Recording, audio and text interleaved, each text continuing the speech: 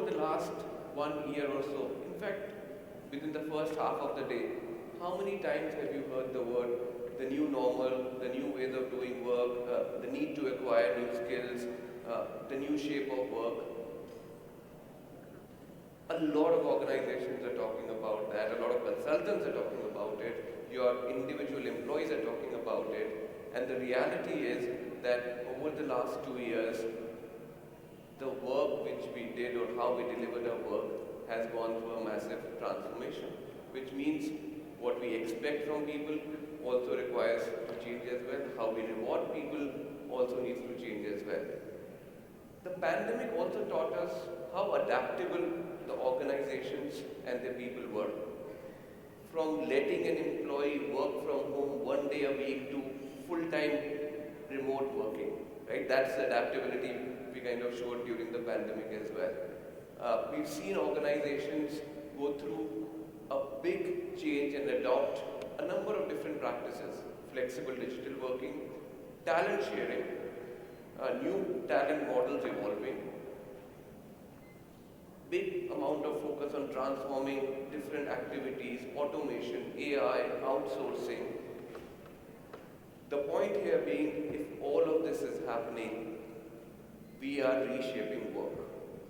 And if we are reshaping work, then how do we become adaptable in that new shape of work? Why do we need to be more relatable? Because we are reshaping work around it.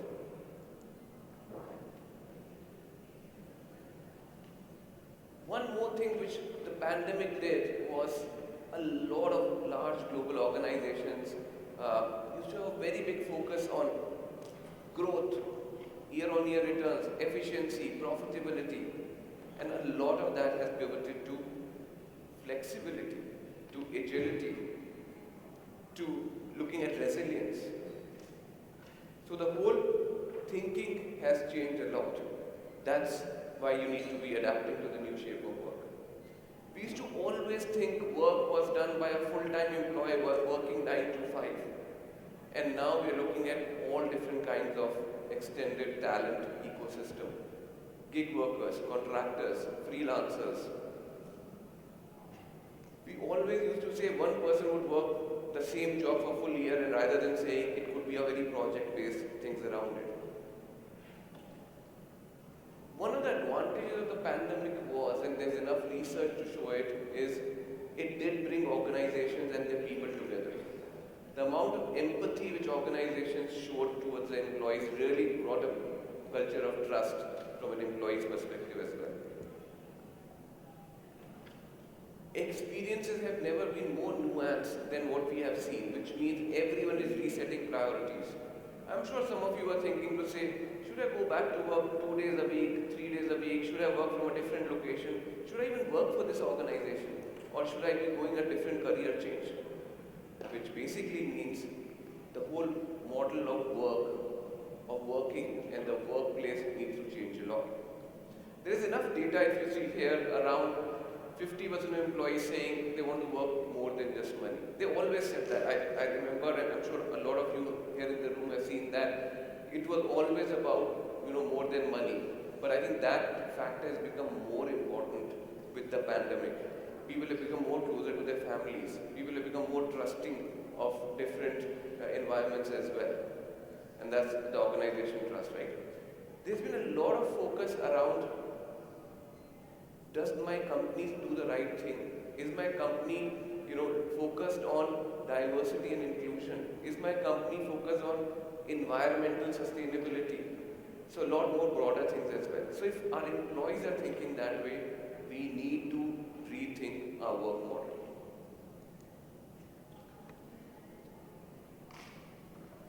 When we looked at executives and asked them, and this is a survey of about 1,000 C-suite executives, right? What's on top of your mind?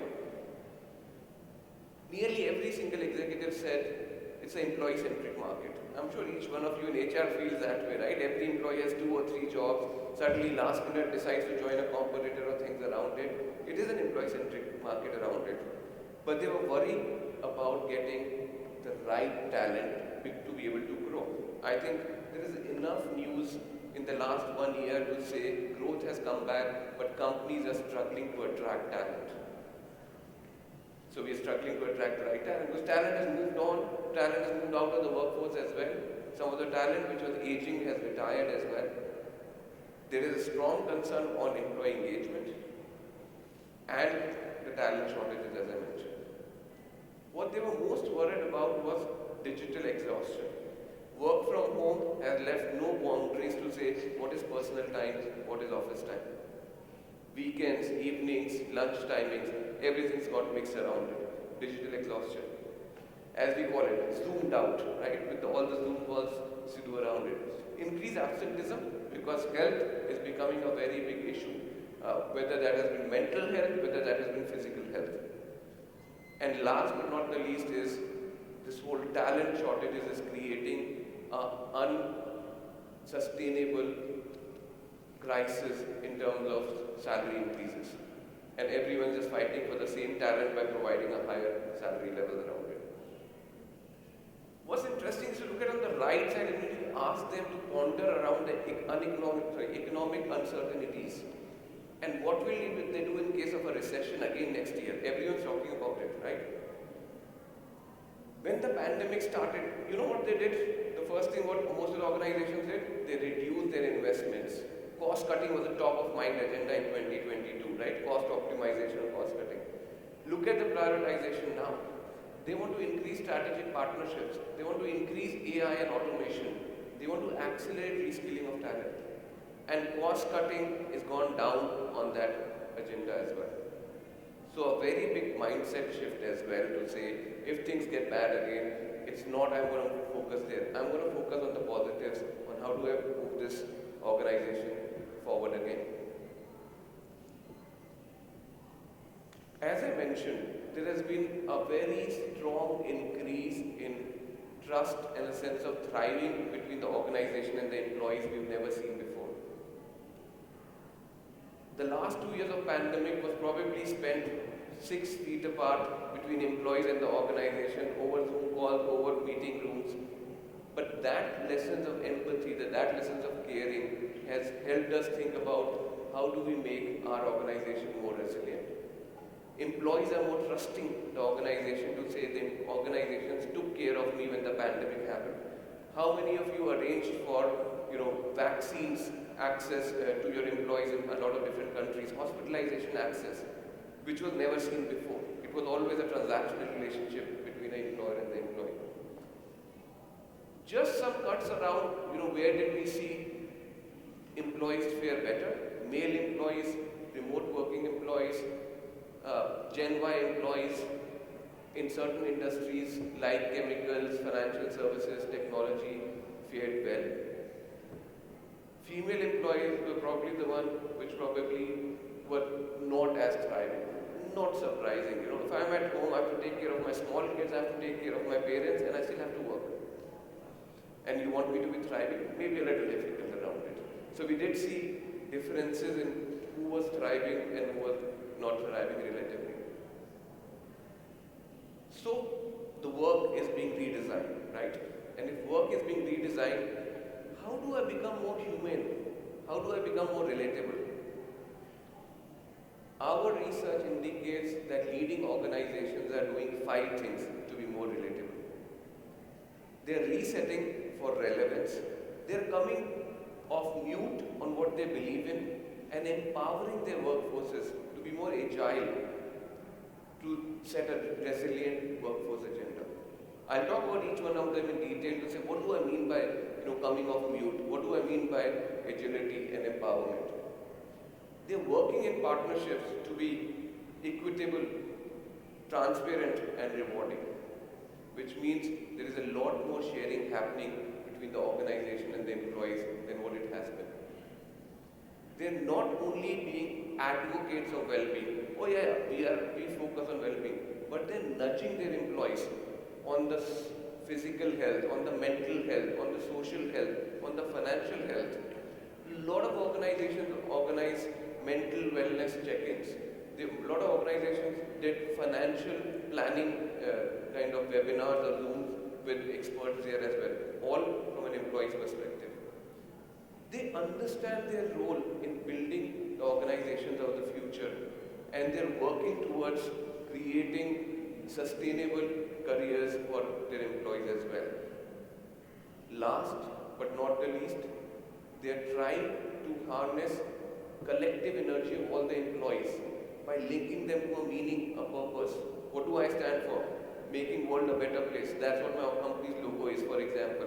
I'm connecting people to that. And I'm trying to get their best self to work in human-centric environments. And again, human-centric environments means not because I think the workplace should be created like this, I'm creating it. I'm doing it because employees wanted that. Let's start with the first one. How do I reset for relevance? The most important part is that we need to continuously evolve and change as things change, as times change, as our business models change to be relevant. The problem is, one, relevance is a moving target. Second, it means different things to different people. But what the pandemic did do was, it changed the way our consumers or customers bought. They bought more online, they bought more products, they bought curbside delivery, contactless delivery. Now, how do I give that employee experience, my company experience, because they're buying contactless? And second, it also changed an employee's perception around what do they want from an organization. Enough data which shows employees are asking for inclusion. Enough data where we're talking about say on CEO pay.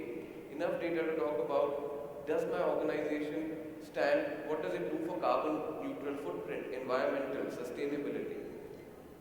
So both the stakeholders are asking for very different things, my clients or customers and my internal employees as well. And the work itself has got reset, right? Because our business models have changed. And as companies reset their business model, what happens? Your jobs get impacted, your technology gets impacted, and your organization design gets impacted.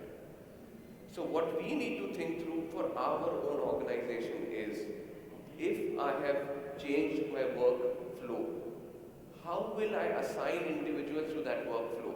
How do I know which employee should be assigned where? Because my job has changed. I automated some jobs, I outsourced some jobs, I gave some jobs to maybe part-timers. So how do I kind of make sure that talent flows to that? And second, how do I make it a good talent experience? Because that is what will help me manage the engagement levels. We're talking about talent shortages, we're talking about attrition rates. Traditionally, work used to be somewhere we used to go. I would tell my kids, I'm going to work. Work is now what we do, not where we used to go. Second point, that the organizing unit of work used to be job. This is what I do, operation analyst, financial analyst. The organizing unit of job is changing to be a skill.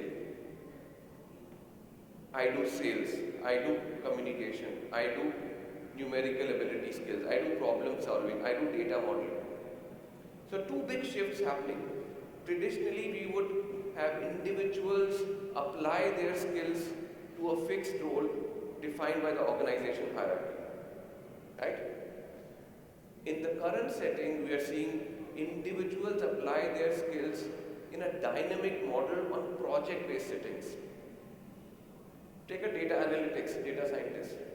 I worked for 3 months in the marketing team and I helped them with some analytics and predictive models, and now I work with the HR team and helping around employee experience and engagement. My job is a data scientist, but now I'm applying it to different parts of the organization. Second area, as technology becomes more modular, more user-friendly, more and more differentiation is going to come from the human experience, not technology. Everyone will have the same machine to deliver work, right? What is that human experience going to be changing? Third and foremost, it is no longer be that we will apply or we will use technology, technical skill. We will start interacting with technology, interpersonal skill. So what do I mean by that? Let's take an example of surgeon. You know, surgeon used to do surgeries and have some machines to do that surgeries. Technical skill. I'm a surgeon, I do surgery. Now, in the future or currently, what will be the job of surgeon? The robot is doing the surgery. I don't do any surgery. Either I operate the robot, interacting with the technology, or I'm sitting with the patient's family and explaining them what procedure is happening. Interpersonal skill. How many surgeons do we know who have great communication and interpersonal skills? Big change. And that is the change we're talking about in the job to work relationship. So as we start going into this breakdown and work is no longer that organizing unit, I get a lot of questions from clients who say, how do you make it real? You know, I have so many of these jobs. You are saying move to a skill-based organization. How do I make it? Step one, start with any unit or department and look at what is the work which is done in that department unit, not what jobs exist. Because you need to break down the work into tasks or activities. Let's take an example while we go through this thing. In your organization, you will have an operation analyst, financial analyst, marketing analyst, HR analyst, whatever, right? If I look at the job and said, the job is, all of these are 7 jobs. Now let's break down this job into tasks or skills or activities. What is the task or skill of an analyst? Data modeling, problem solving, numerical ability, reporting, and communication. So there are 6 skills. Anyone who has these skills can be deployed to any of those jobs. So if I start breaking my job into tasks or activities and then start saying to say, I have 25 people with these skills and I can deploy them to any of those areas. You've broken down the work into tasks. Second point, does everything need to be done by humans? Can I automate it? Can I use artificial intelligence around it? If yes, what gets done by machines? What gets done by humans? Third, do I really need a full-time employee to do this job? Maybe I only need this as a project for 3 months. Can I get a freelancer? Can I get a contractor? Can I share talent? Or do I always need full-time employees? I'm not saying all jobs can flex. All I'm saying is there's a portion of job which can always be flexed. I'm always questioned to say, oh, you're talking about flexible working. What about a front office receptionist? How can you make their job flexible? How can they work from home? They can't. But that's one way of flexible working, which is working from home, right? The other way of flexible working is, I only want to work 2 days a week and the other person works 3 days a week. It's flexibility. I'm a front office receptionist, I'm still doing flexible work. So flexibility does not mean where you work, it also means what you work, when you work, how much you work. And last but not the least, once you start breaking these tasks and saying, I need someone with analytical skills, I need someone with modeling skills, how will you advertise? You cannot go with your old age version of sending an email to all employees saying, here are the open job opportunities. You need to create what we call it as a talent marketplace.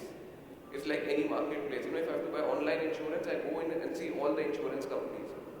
If I'm an employee, I should be able to see in my organization what are all the different skills roles open and how to apply to it using technology. That's what a talent marketplace is. As organizations start moving in this journey, we see 3 different roles exist in each organization. Employees in fixed roles. Because of the size of the work, I need someone to do 8 hours of this work every day. Great, then let's put that person full-time into the job. Employees in fixed role. There are others where I can put a person in the fixed role, but you know what, October, November are kind of mild seasons for us. Why don't I deploy this person to a different project? Little bit of flexibility. Or, the example I gave, the right-hand side of this, data scientist. I only need 3-month project in marketing team, and then let's deploy this person in finance team or HR team or operations team. So every 3 or 6 months or 9 months, I keep rotating around, fully flex roles. And you need a marketplace to make this happen. Now, each organization will have a portion of their employees in all three. You will never be 100% here, right? The key for you is how do you move from the left to the right side, because that will make you nimble, that will make you agile. Tomorrow, I need more people in a certain skill, I can get it. Certain department is going through a less time, I don't need people in fixed role. Because they are variable role, I can redeploy them.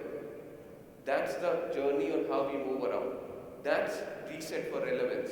What is relevant today might not be, but if I have flexibility and more portion of flexibility, the more I can flex up and down in my organization. So as I mentioned, first and foremost, let's start understanding our key stakeholders, external and internal. What are they talking about? Second, how do I build adaptive capacity through that model I showed you? Fixed, little bit of flex, fully flex.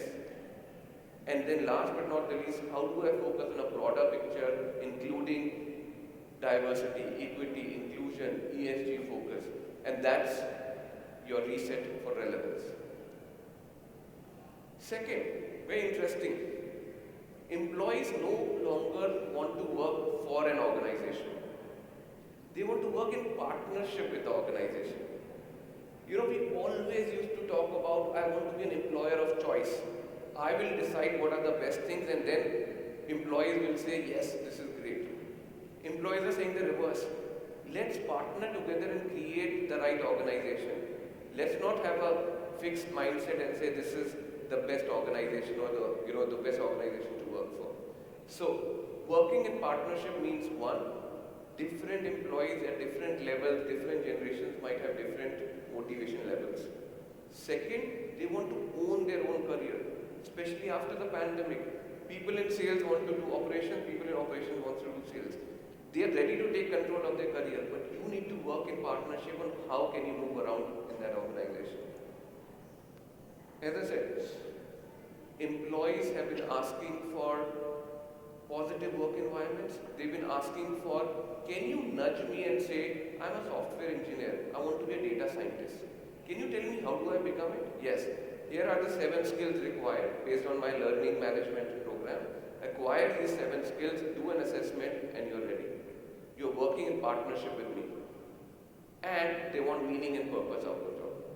So as organizations, if we want to be relevant, we want to be relatable, we need to start working with them rather than saying you work for me.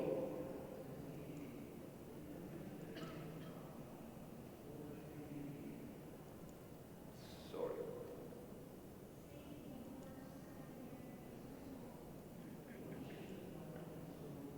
Got it.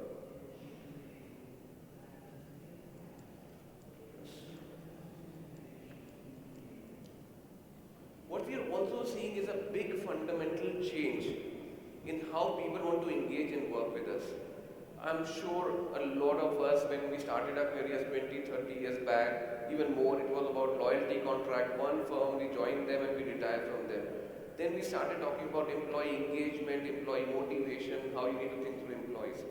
Currently, a lot of organizations are looking at the thrive element, right? Which is around well-being needs, around purpose, equity, impact. But what we also started seeing is organizations move to a lifestyle contract. What does a lifestyle contract mean? You know, once that thriving thing started, there was a lot of discussion on multi-generation. Gen X wants something, Gen Y wants something. You know, this generation, they only want cash, they don't care about anything else. And more organizations are realizing to say, it's not a generation thing, it's a lifestyle thing. Even at 50 years, I could say, I want a health club membership, I want to drive the best car. It's my lifestyle. I want best holidays. Even at 20 years, I can think about retirement and I want to retire at 30. So it's not a generation thing. It's a lifestyle thing. It's a persona thing. So more and more organizations have started to focus on the right-hand side to say, how do I provide choice to employees based on their lifestyle, not based on their generation? How do I connect them to a common purpose? What do I stand for? And how do I help them to contribute to society?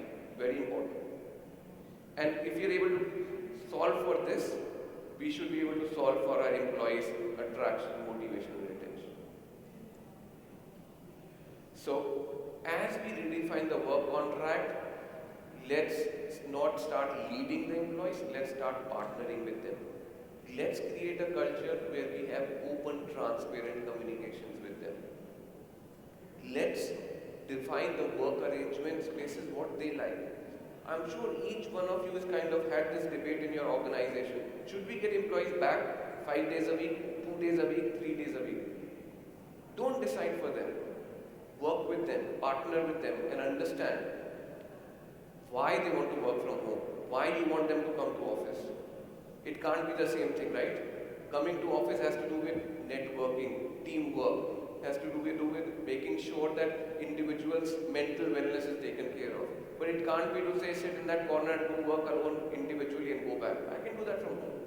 You don't need me for that office. So partner with them around how you will create that work environment.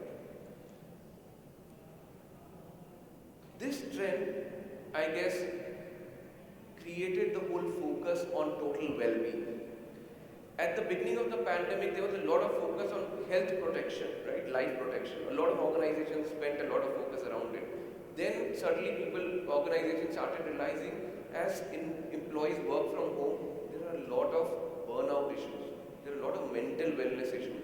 How do you balance in 1 bedroom or 2 bedroom when kids and parents and everyone and you still have to work and focus around it?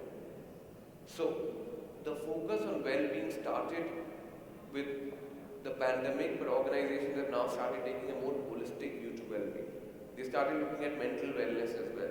What they also realized was it's not one size fit all.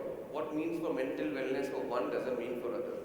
So we also need to personalize that and say based on your lifestyle, based on your, how you live, what that wellness would mean for your organization as well. In the past, we did not have access to as much data, but right now, using data-driven approach can really help us achieve the right mix of wellness. Traditionally, 5 or 6 of us would brainstorm and say, okay, what kind of benefits should we start for my organization, right? What do my employees want? Now, don't guess.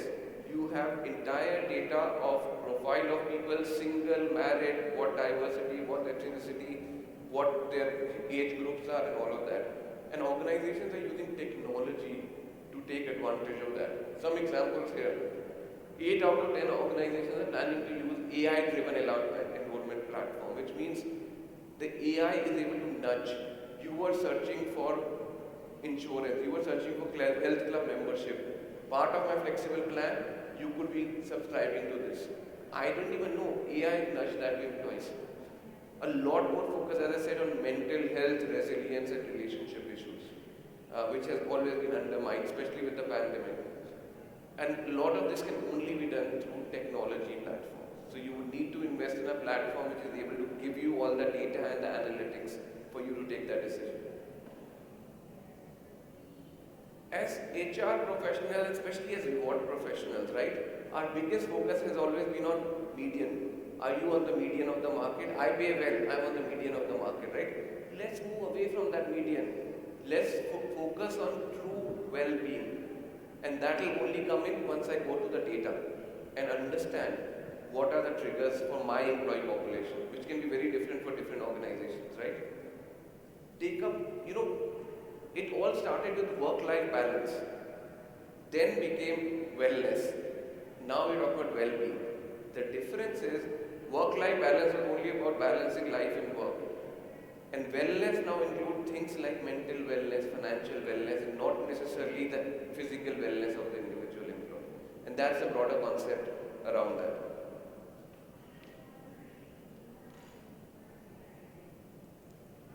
With widespread disruption in jobs and skills, individuals need to continuously reskill or acquire new skills. That's the only way to remain employable. And organizations are really trying to push for it. If you look at the data here, 9 out of 10 employees want to learn a new skill.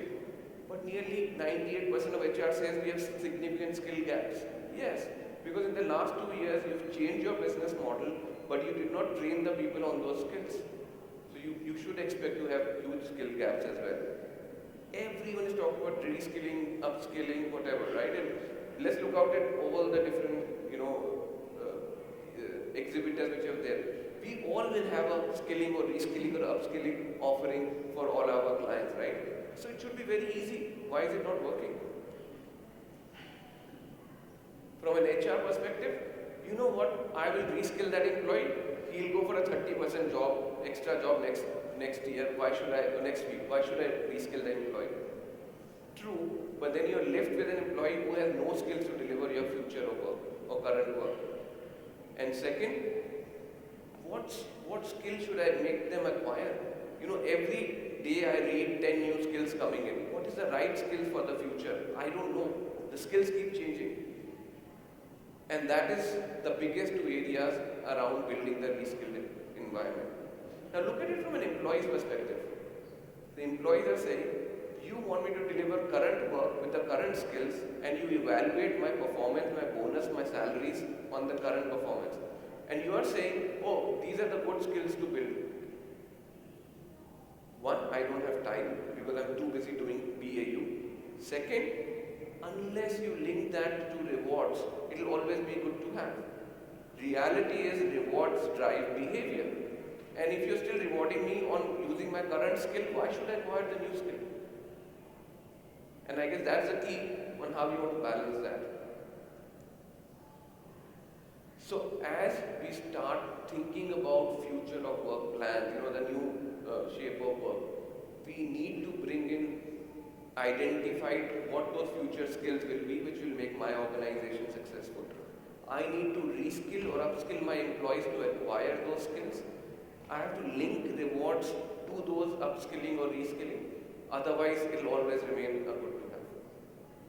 And that is how you will build employability. The last area, this one also came in, I think is an offshoot of the pandemic. During the pandemic, everyone started saying, I need to transform my organization, I need to change my business model, I have supply chain model, I'm going to move from direct sales to online sales, e-commerce, all of that. So what did the organization started doing? They started doing transformation of their organization. We've had clients who are doing 4 transformations at the same time, which is really good. My point is, who's going to deliver on the transformation? The employees. Have you thought what impact this transformation will have on the employees, on their work environment, on the events which shape their work environment as well? Unless we make human-centric focus, these transformations are going to fail. So we can make the best organization design and strategy. Unless we have people focused at the center of that, that's going to fail around it. And that's what we mean by human-centric leadership. Again, should be very easy, right? Make sure what your people are thinking and transform accordingly. If you look at the data here, first and foremost, too many competing priorities, not surprising. Transformation should make it more efficient. People should be energized, excited. You know what everyone is saying, including employees, exhausted and burnt out. How many more changes will you bring into the organization? Pandemic was already a big change personally, professionally, and now you're making all of the changes in my organization. So unless we keep people at the heart when you're making these changes, thought about how will it impact them? How do I retrain them? How do I don't make them anxious? You know what, my company is creating this transformation, I'm sure my job will go. Let me start looking out for a different job. That's the reality. But how did I make them comfortable? Or did I make them comfortable? That's the key.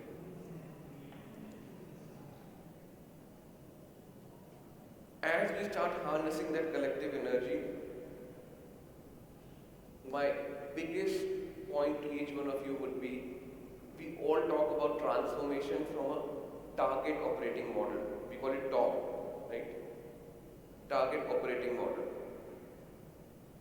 While that is important, don't forget TIM, target interaction model. And that's, I said, Tim before Tom, because how will the new work structure interact with employees? What will be the experience of the employees is going to be the most critical part around that. In the end, I want to leave you with relatable organizations are the one who can see the face in this picture. What do I mean by that? They have 2 ears, one mouth and many hands. 2 years. They are trying all their best to listen and learn from what their employees are feeling. They are actively trying to stand for what they stand for, what the organization wants to stand for. They are being vocal about what should the organization stand for. There are organizations which have said, as I said, I want to make world a better place. There are organizations which have said, we want to have zero carbon footprint. They are standing and vocally saying things about it. And they are being human and empathetic to how employees are going to react to that new future of work. So it's not only about new future of work, it is about human-centric future of work. So that was some examples on how your organization could be more relatable as well, how your organization could be more adapting to that new shape of work. Brings it to the end of my session. So thank you for that time. I guess we've got a couple of minutes for some quick questions. Any questions from anyone?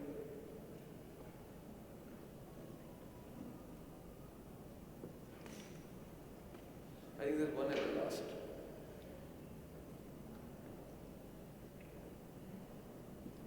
Hi, thank you for your very insightful presentation. What we're also experiencing now is that the employee life cycle is reducing, right? So everybody is working, 1 or 2 years, and they really think that they've been working for years. So, and for an organization and for people managers, there's a big change because we're talking about blended or flexible workforce. So my question is, how do we really embed them in the culture of the organization when we see that the composition of the workforce is changing quite drastically that we've seen over the years? So what are your thoughts about that? Thank you. So I think it's a very valid question. My thoughts are that I think we need them to decide that, right? That's a question about work in partnership, right? We need to help employees provide all the opportunities available in the organization through the marketplace and not silo people. We've always siloed people to say, your operations, here are the 2 things you can only do, and we decide on your next career move, right? And after 1 or 2 years, a person says, I've done enough of operations, I'm tired, I want to do something different. We rather want to say, you want to be a data analytics, you want to be HR manager after operations? Great, you can be that as well. But here are the skills required to be HR manager. In the first 2 years, while you're delivering your job, why don't you start acquiring these skills online, providing them the training and the learning opportunities, assess them, and if they're ready, then they should be as good as any other HR person you hire from outside. And that will extend their tenure, because the first 2 years is operations, second 2 years is HR, third 2 years might be marketing. But let them decide on what their next move is rather than siloing them is probably one way to move people around. Yes, ma'am.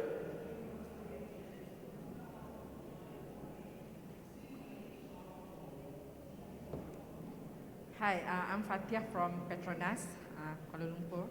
Okay, I think my question, you mentioned just now, some organizations have many transformation and has caused, for example, people are tired, fatigue, as well as some, especially for HR fraternity, can be, I think the word that we use, beaten and bruised, because the line leaders will actually, say what else that you guys are doing, right?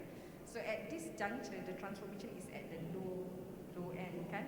So how do we actually help the people to actually rise back, and what does it take? I think you had few slides now, but I think I didn't get. Sure. So I guess the point is keeping people at the heart of that transformation, right? You are transforming to be more efficient. Are you transforming to have a higher growth? You are transforming to be more automated. First, you need to figure out why are you transforming. Second, you need to figure out who was doing this job currently. What will this transformation have an impact on those individuals? Will it make them redundant? Will it ask them to acquire new skills? Will it require them to work from a different location? What is that impact around it, right? And then create your transformation around that journey or experience, right? To say, if it requires new skills, then let me help them upskill or reskill. So when I transform, when I automate and put a machinery there, they know how to operate on the machine because they used to do the job earlier, for example. So I put people at the heart and said, how will this change this individual's job who was doing that job first? And how do I make them ready for it and the experience around it? That's what we meant by that.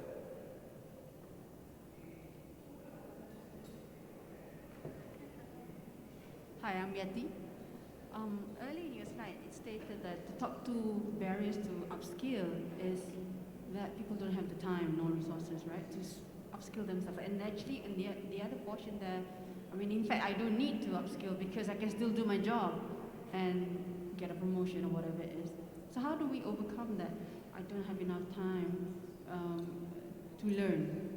Rewards drive behaviors, right? So what leading organizations are doing is, right now in your organization, your salary increase is based on what? The performance of the individual employee in the current role, right?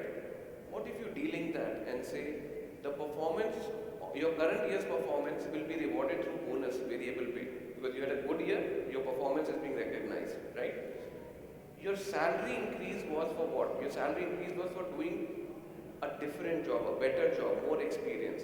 So a lot of organizations would link salary increases to acquiring a new skill, upgrading your skill. So you will get a salary increase only if in the year you've acquired a new skill or you moved your skill to a different level, one level above from your current level. Automatically everyone will be interested in skilling and reskilling, and you're moving them to what the future skill you wanted them to acquire. So while they were doing their current job, you were still able to make them acquire a new skill. You, linked the performance of the current job through bonus, but you delinked it from salary increases.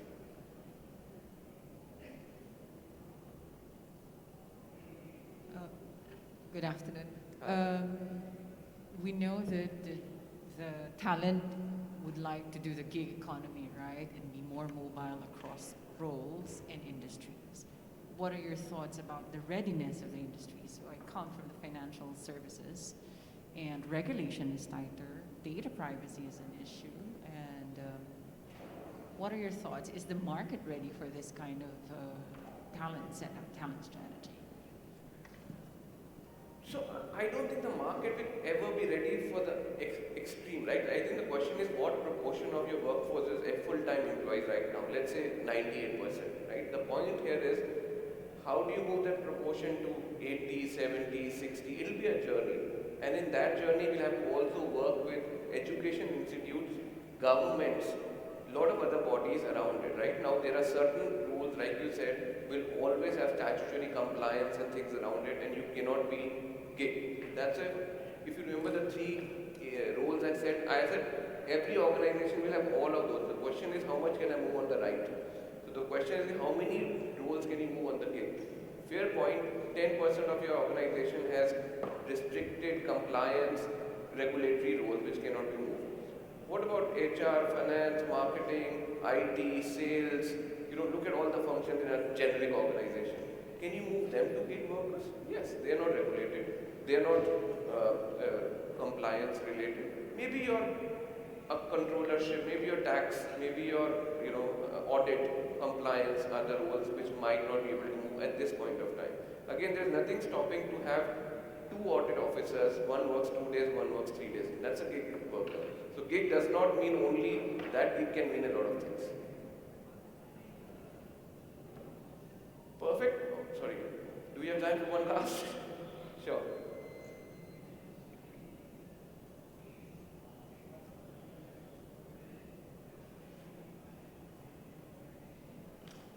Hi, I have a question on linking training and rewards. As you mentioned, rewards drive behavior. Have there been companies who have successfully linked training to rewards and the rewards are non-monetary? So the example I gave right now, right? What you are saying is training, I'm calling it as skilling or reskilling or upskilling, right? So the point is, why do we train individuals? Because they either deliver more value or they do it in an efficient manner, right? The idea here is I could be doing reskilling of my employees and saying your career progression will be much faster, not cash. So that's a way of non-reward benefits. It could be a benefit in kind to say the top 10 people who acquired this skill will get a free 3-day holiday. It's a benefit in kind again as well. Idea is when I say reward, it doesn't mean cash. What it means is any kind of reward, monetary, non-monetary, benefit, whatever you want to call it. But you're recognizing the effort they have put in one form or the other. That's what I mean by reward. Perfect. Thank you all. Thank you so much. Hope you found this excellent.